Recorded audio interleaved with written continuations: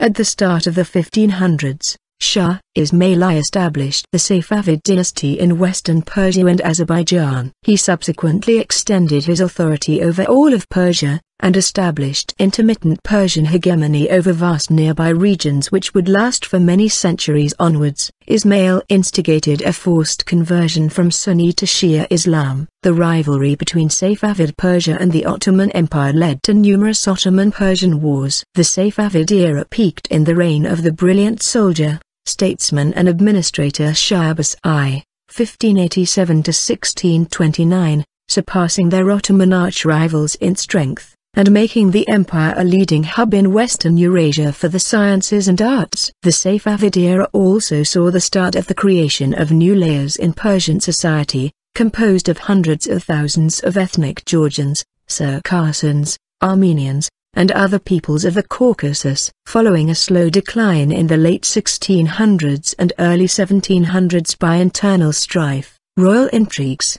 continuous wars between them and their Ottoman arch-rivals, and foreign interference, most notably by the Russians, the Safavid dynasty was ended by Pashtun rebels who besieged Isfahan and defeated Soltan Hosein in 1722. In 1729, an Iranian Khorasan chieftain and the military genius, Nader Shah, successfully drove out, then conquered the Pashtun invaders. During Nader Shah's reign, Iran reached its greatest extent since the Sasanian Empire, re-establishing Persian hegemony over all of the Caucasus, other major parts of West Asia, Central Asia and parts of South Asia, and briefly possessing what was arguably the most powerful empire in the world. In 1738–39, he invaded India and sacked Delhi, bringing great loot back to Persia. Nader Shah's assassination sparked a brief period of civil war and turmoil, after which Karim Khan came to power in 1750, bringing a period of relative peace and prosperity. Another civil war ensued after Karim Khan's death in 1779, out of which Aga Muhammad Khan emerged victorious, founding the Qajar dynasty in 1794. In 1795, following the disobedience of their Georgian subjects and their alliance with the Russians, the Qajars sacked and ravaged Blizai, and drove the Russians out of the entire Caucasus, re-establishing Persian suzerainty over the region. However, re-establishment of Persian control was short-lived, and the Russo-Persian War, 1804–13, and the Russo-Persian War, 1826–28, resulted in large irrevocable territorial losses for Persia but substantial gains for the Russian Empire, which took over the Caucasus, modern-day Dagestan, Georgia, Armenia and Azerbaijan, from Iran as a result of the treaties of Gulistan and Turkmenchay. Apart from Aga Muhammad Khan rule, Qajar rule is characterized as a century of misrule. Around 1.5 million people, or 20–25% of Persia's population, died as a result of the Great Persian Famine of 1870–1871. Whilst resisting efforts to be colonized, Iran lost lands in the 1800s as a result of Russian and British empire building,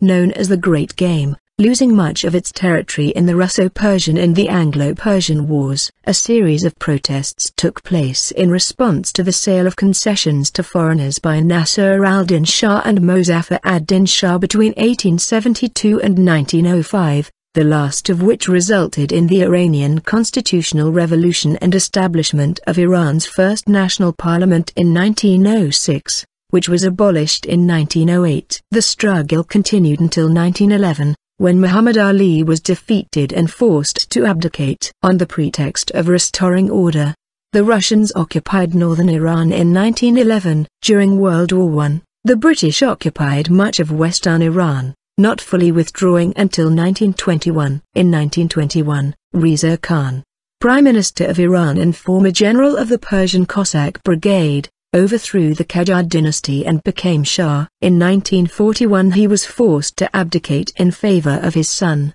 Muhammad Reza Pahlavi, after Iran came under British and Russian occupation following the Anglo-Soviet invasion that established the Persian Corridor and would last until 1946. In 1951 Mohammad Mossadegh was elected Prime Minister.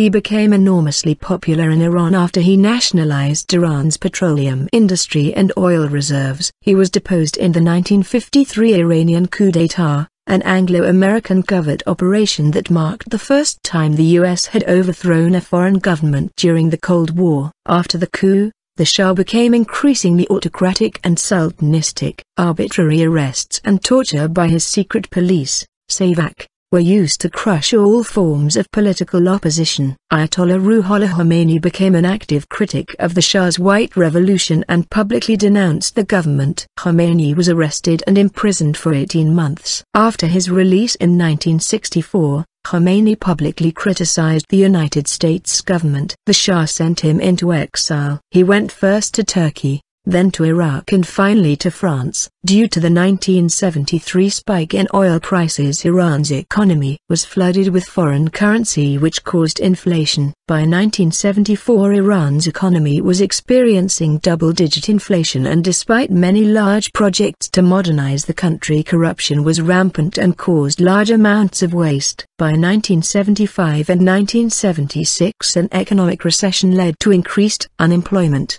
especially among millions of young men who had migrated to Iran's cities looking for construction jobs during the boom years of the early 1970s. By 1977, many of these men opposed the Shah's regime and began to organize and join protests against it.